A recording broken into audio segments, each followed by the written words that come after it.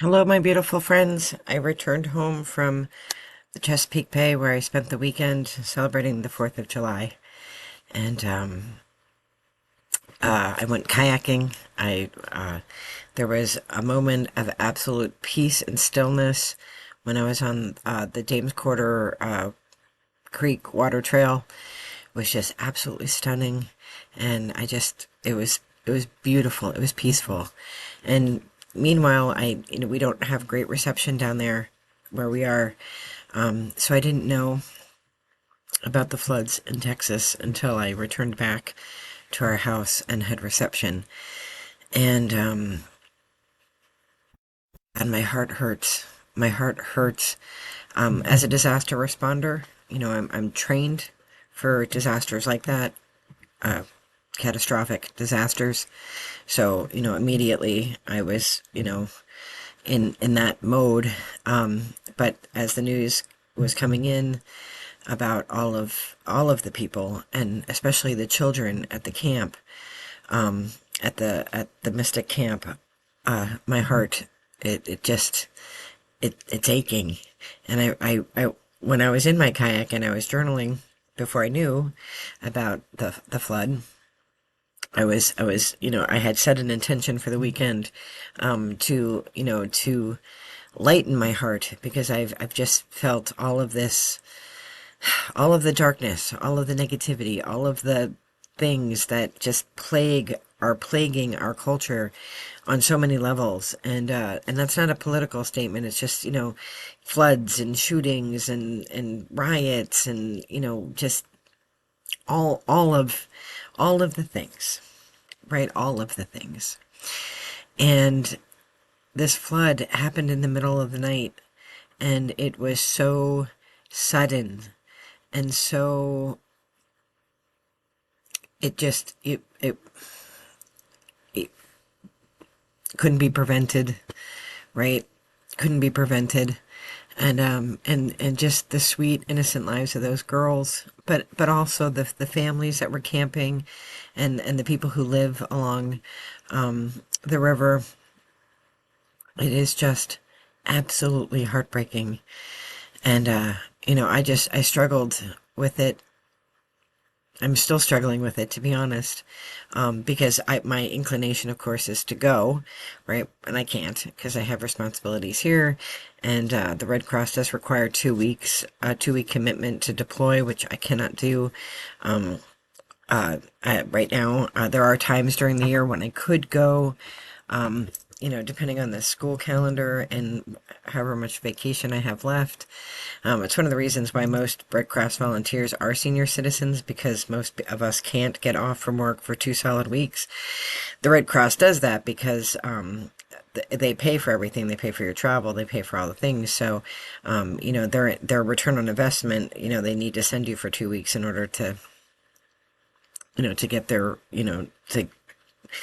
return on investment on sending you. So it's not a criticism of the Red Cross. It's just that that's the reality. And for people who work, I can't go. So while I was gone as well, there was a fire in my town. And so I am the Red Cross responder here in my town, and I wasn't here, so somebody else had to cover me. And we don't get a lot of fires, knock wood, we don't get a lot. Our fire department is amazing. Our surrounding fire departments are amazing. But I wasn't here for it, and I felt terrible that I wasn't here for it. We never get fires, and of course, the one time we do, I'm not here, to render aid. But then, today, Spirit was like, well, you weren't here over the weekend, but here's one today.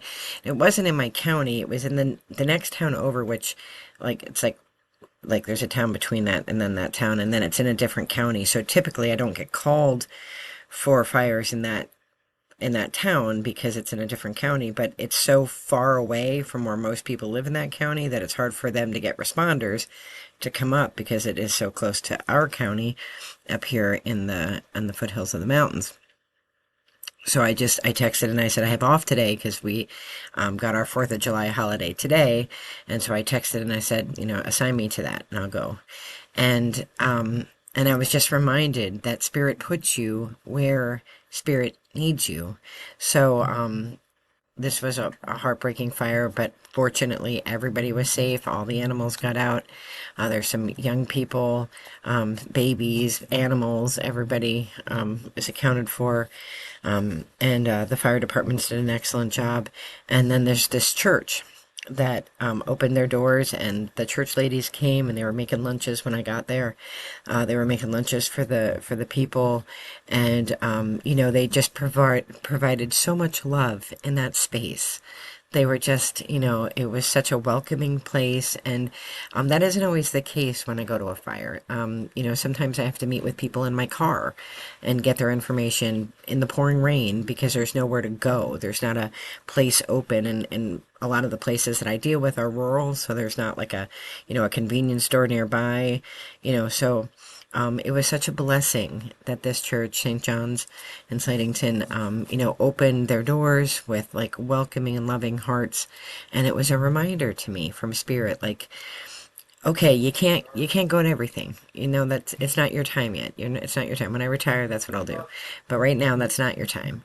It's not your time. But you can do what you can right here in that little candle that you're holding.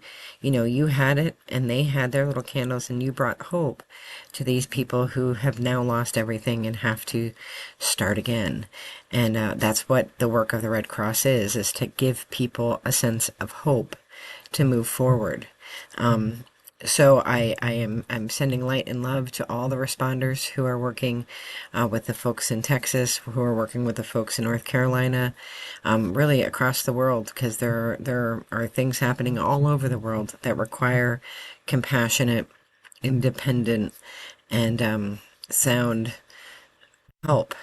And the Red Cross does provide that. So I'm proud to be part of that organization.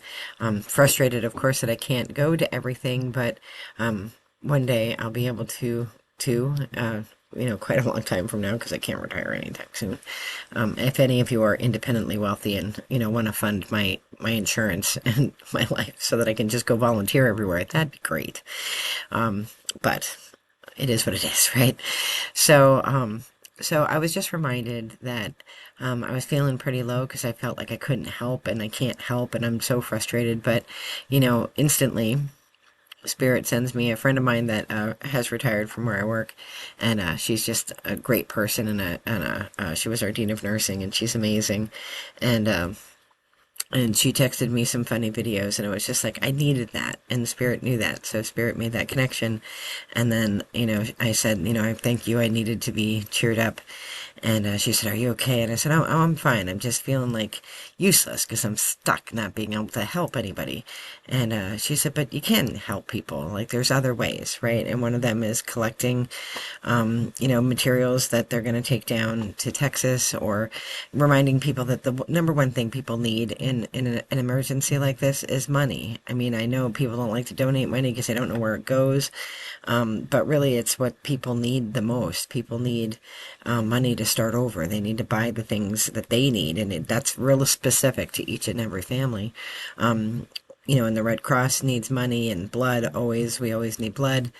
But there are other organizations too that are collecting items, pet food, pet supplies, cardboard boxes, mops, paper towels, anti-mold stuff. Like, there's the list goes on and on.